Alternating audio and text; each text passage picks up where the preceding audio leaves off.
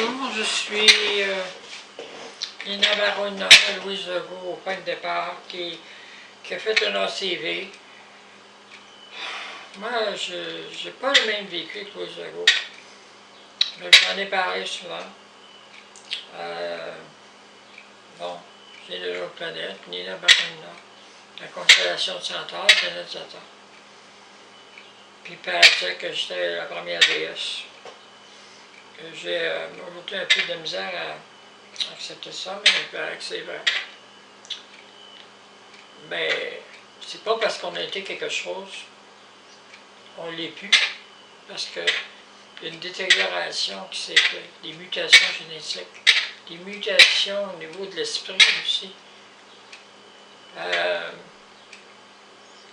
J'ai mis en ligne des vidéos, c'est pas que je vois contre l'Église catholique, pas du tout.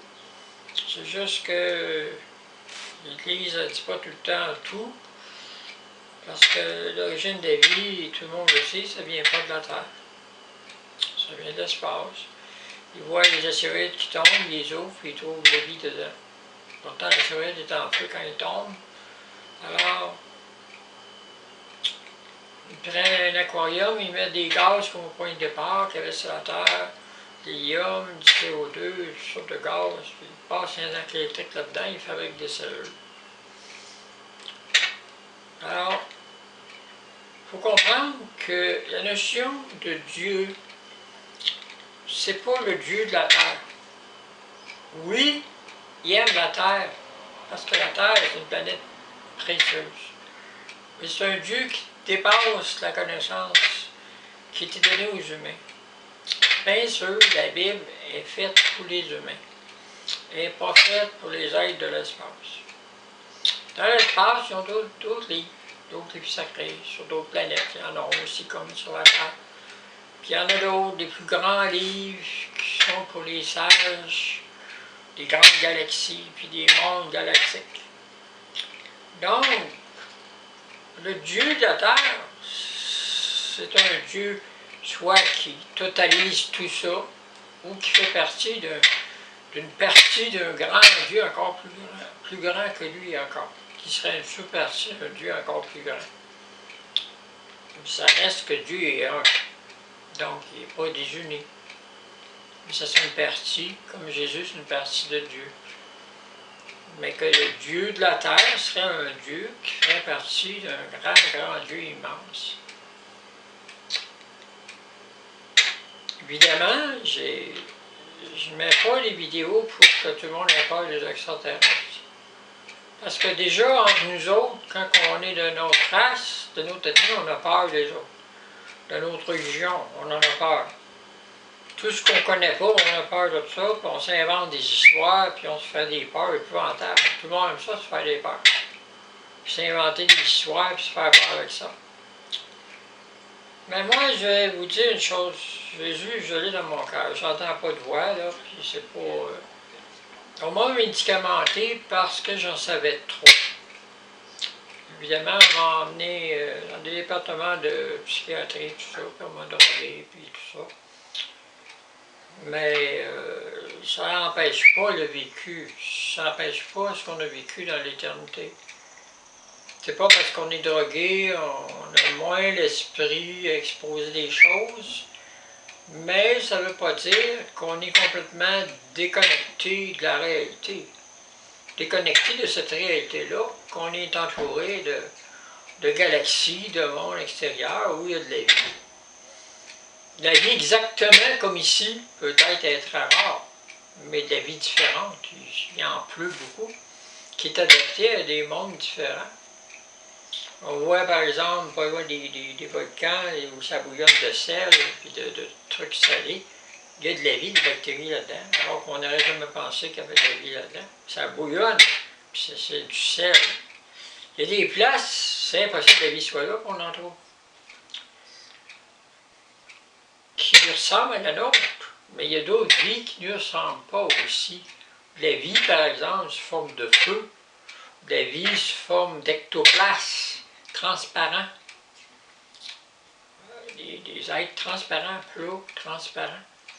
Il faudrait avoir la vie dans de la roche, où la roche elle-même se parle entre elles de la vie entre des plantes qui se déplacent, des plantes qui peuvent voyager, qui peuvent penser.